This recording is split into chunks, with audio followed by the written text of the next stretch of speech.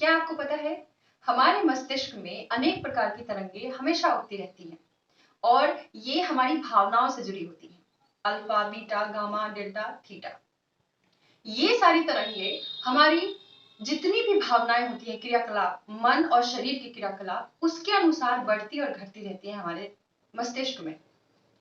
अब अगर हम चिंतित अवस्था में होते हैं या फिर हम बहुत ज्यादा किसी प्रकार के तनाव की अवस्था में होते हैं, तो हमारे शरीर में, हमारे मस्तिष्क में चिंता वाला जो तरंग है वो बढ़ता है। मतलब जो हाईली एक्टिव, बहुत ज्यादा जो फ्रीक्वेंसी वाला तरंग है वो बढ़ता है, जिसे बीटा या अल्फा भी कहते हैं। अल्फा बीटा हमारे मस्तिष्क में उस अवस्था में सबसे ज्यादा होता है जब हम बहुत चिंतित या बहुत ज्यादा क्रियाकलाप में मस्तिष्क को लगा के रखते हैं।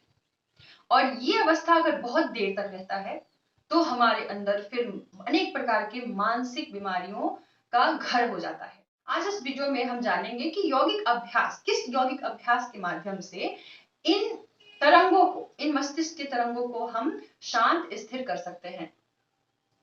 हमसे जुड़े रहिए अंत तक।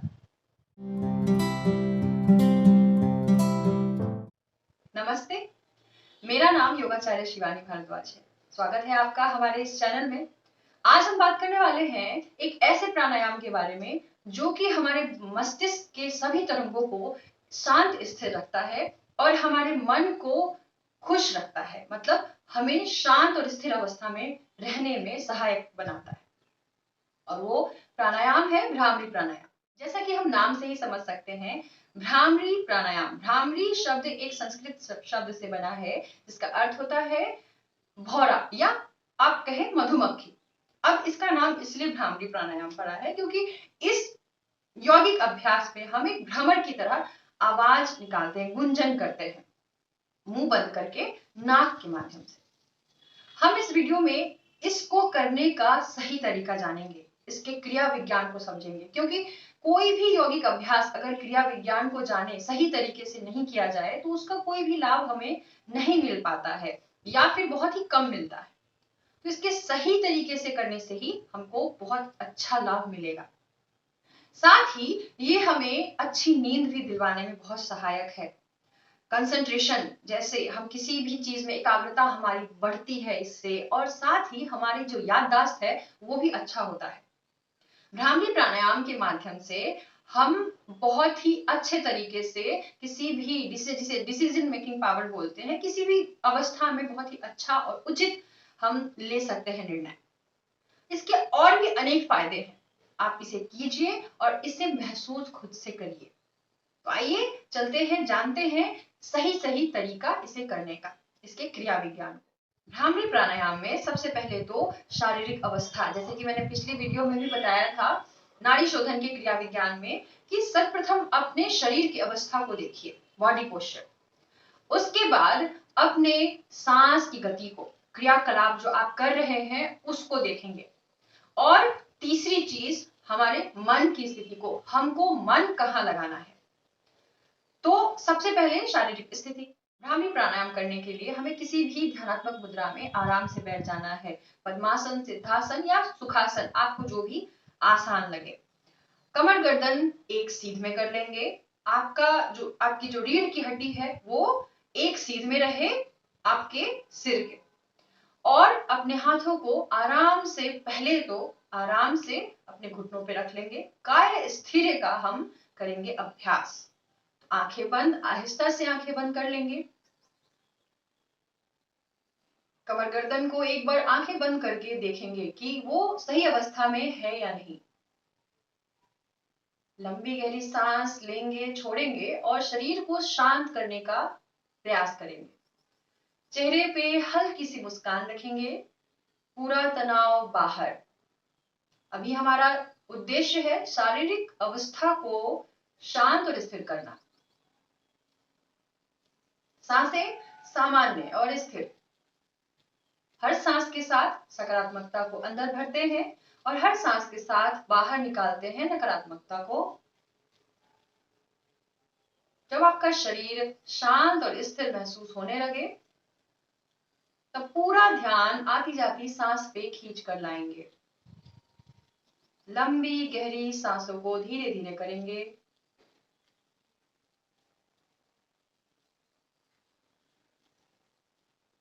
पूरा मन शांत करने का अब अभ्यास करेंगे सांसों के माध्यम से।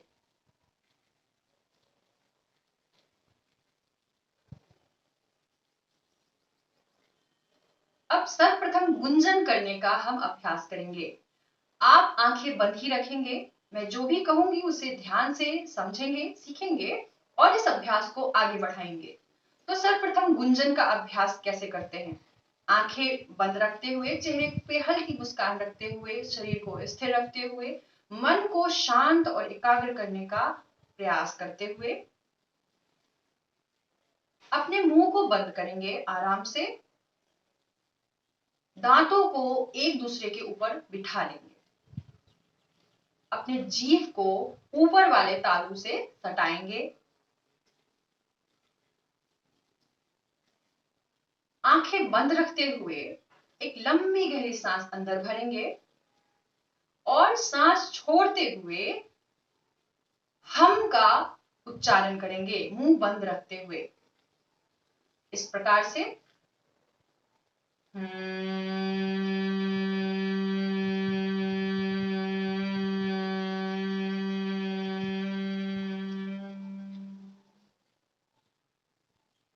इसको लगातार आप 5 से 10 बार करेंगे। ध्यान रहे कि जो आप हम की आवाज निकाल रहे हैं वो आपके नाक से हो, गले से नहीं।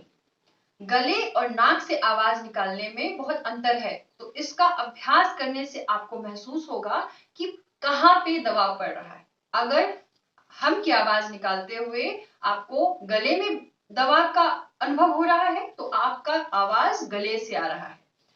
बहुत ज्यादा दबाव आपको महसूस होगा गले से। यदि आप नाक से दबाव देके आवाज निकालेंगे तो दबाव पूरा अनुभव नाक के ऊपरी भाग में होगा।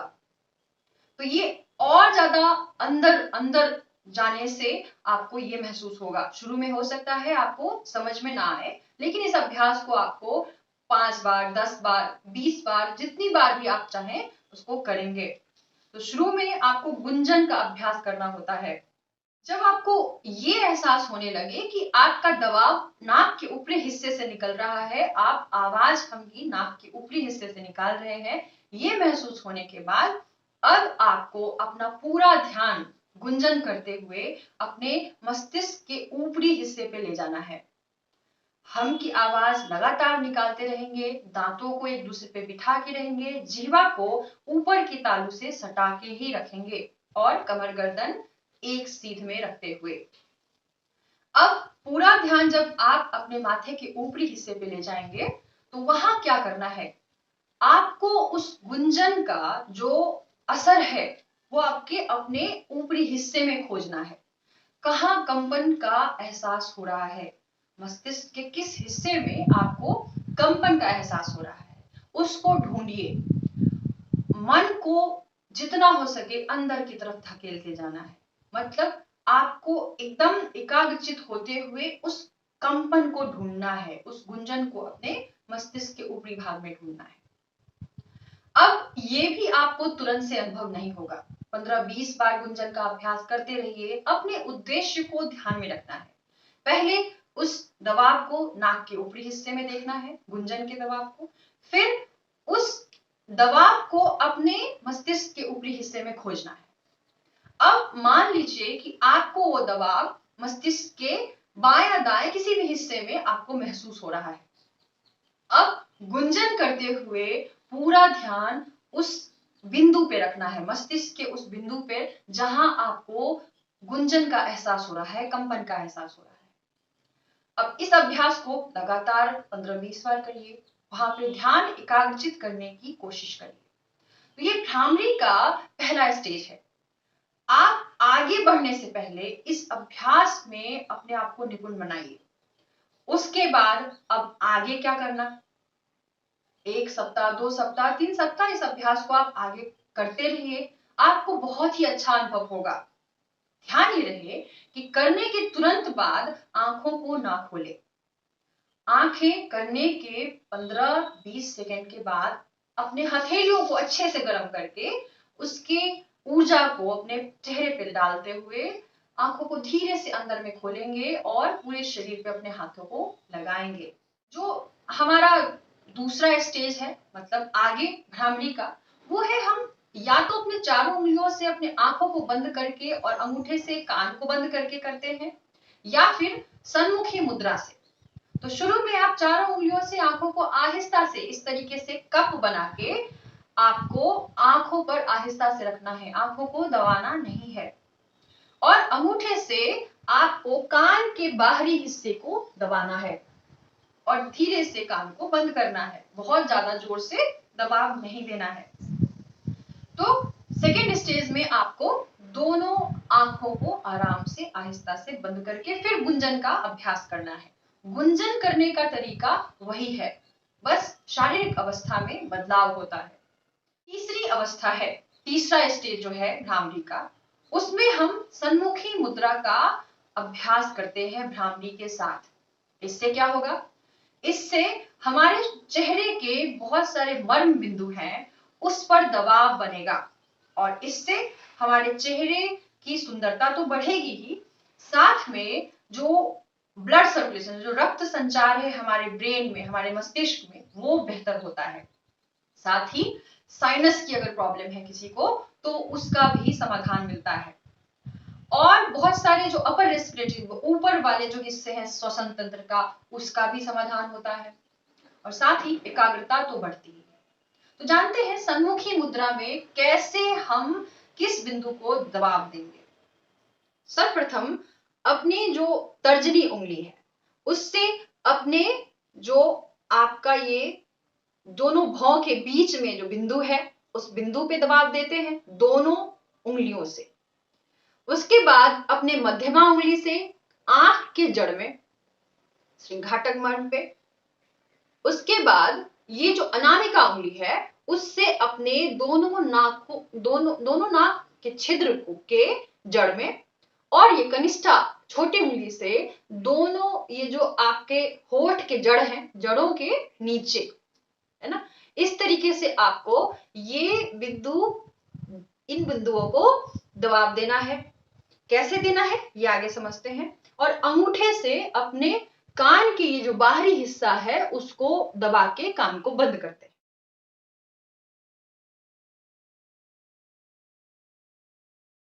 जब हम सांस लेते हैं तो सांस लेने वक्त इन बिंदुओं पे कोई हम दबाव नहीं देंगे, इन बिंदुओं पे कोई दबाव सांस लेने वक्त नहीं देंगे, उसको हल्का छोड़ेंगे। और तब सांस छोड़ेंगे और हम की आवाज निकालेंगे, तब हल्के 8 सेकेंड के लिए हम इन बिंदुओं पे दबाव देते हैं। एक बार देखेंगे।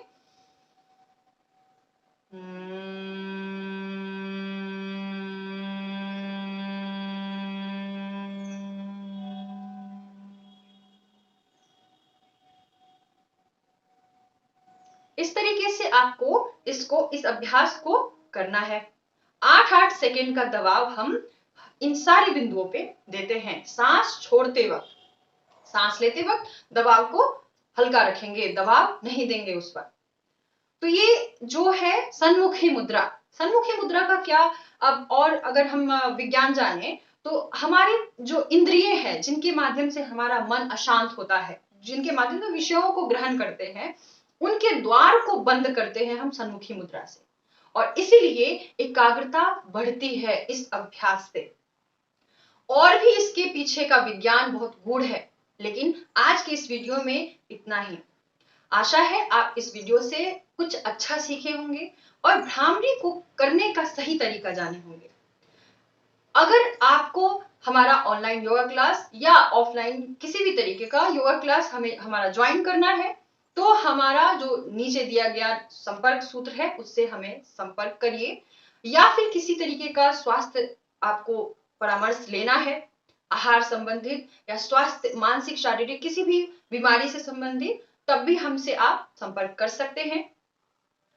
और आगे अच्छी और वीडियो मिले आपको, इसके लिए इसे हमारे हिंदी के इस चैनल को लाइक करिए, सब्सक्राइब करिए, इसे अपने दोस्तों और परिवारों में जरूर शेयर करिए ताकि वो भी समझे योग करने का सही तरीका, किसी भी योगाभ्यास का सही तरीका क्या है। क्योंकि सही तरीका अगर नहीं जानेंगे तो उसका हमें लाभ तो नहीं पहुंचेगा, हो सकता है हानि ही पहुंच जाए।